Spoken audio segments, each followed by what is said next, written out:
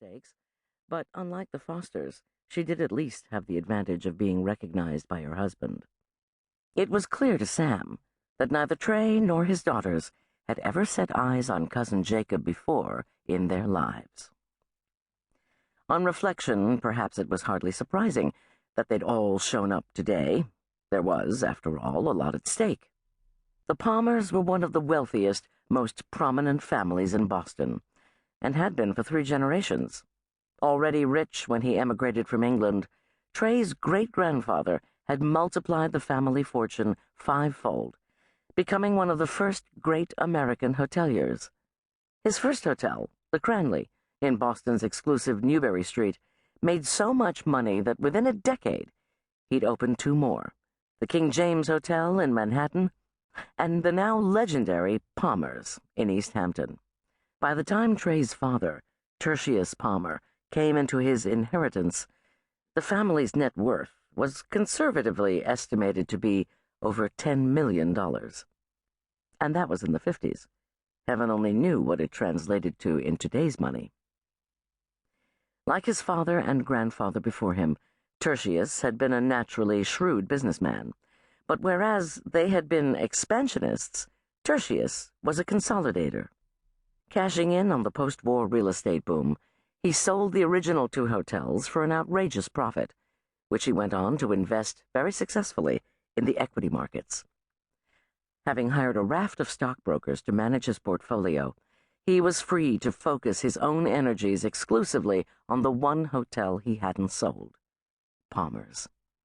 By the time of his death, the year before Honor was born, Palmer's was widely considered to be the most exclusive, most desirable hotel in the world. Honor and Tina grew up surrounded by reminders of its illustrious history. The hotel itself was like a second home to them. As little girls, they could hardly contain themselves with excitement when, every summer, their mother Laura would help them pack their cases, and they'd set off for 3 joyously long months of fun in East Hampton. But when their mother died, Laura Palmer was killed in a car accident when her daughters were aged 10 and 8, respectively. Everything changed. Trey, unable to admit his grief for fear it might overwhelm him, had cut himself off emotionally from everything that reminded him of his wife and their former life together. This included not only his children, who needed him more than ever, but also Palmer's. The hotel that had been the jewel in the Palmer family crown for half a century rapidly lost its premier status as Trey started spending less and less time there. Now, some 13 years later, it had become little more than another dime-a-dozen luxury hotel, perhaps even a little shabbier than most of its rivals. If it hadn't been for the Palmer fortune propping it up, and for all its still legendary name, it would doubtless have closed years ago. Honor took a deep breath to calm herself and gazed out of the window. She knew that what she was doing was right. Taking control of her dad's assets was the only way to save Palmer's and what little was left of her once immense inheritance. But she still couldn't look Trey in the eye. Even after all these years, his dislike and distrust of her still hurt her very deeply. Ironically, Brannigan's offices were on Newbury Street, almost directly opposite what had once been the Cranley Hotel, and was now a souped-up shopping mall. It was June. The schools had just got out for summer, and the place was busy.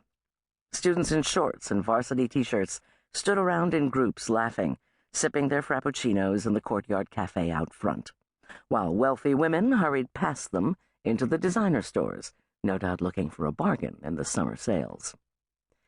They all seemed to be having so much fun. For a fleeting moment, Honor wished she were down there too, frittering away her trust fund like she didn't have a care in the world.